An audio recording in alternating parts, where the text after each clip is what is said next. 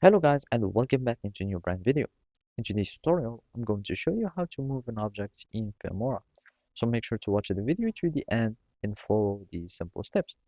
So basically, all you will need to do now is to have your project or to open or create a new project. Then just add your object that you want to move or any media. In my case, I'm just going to start using this white background, and basically we are just going to resize it to become a small object. So here now we have our small shape here, and basically we can start like moving it. And basically to start like animating anything during the time, you will need just to start create keyframes. And keyframes will just like freeze the value within the time.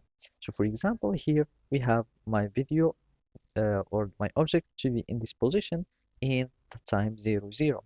Now, after like passing like 5 seconds or whatever was this value, I want my video or my object to be in that position. And let's also keyframe the scale. And I want it to be scaled.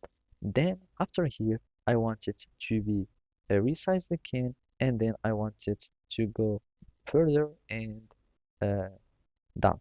Now we will just preview this. As you can see, it will be resizing, etc.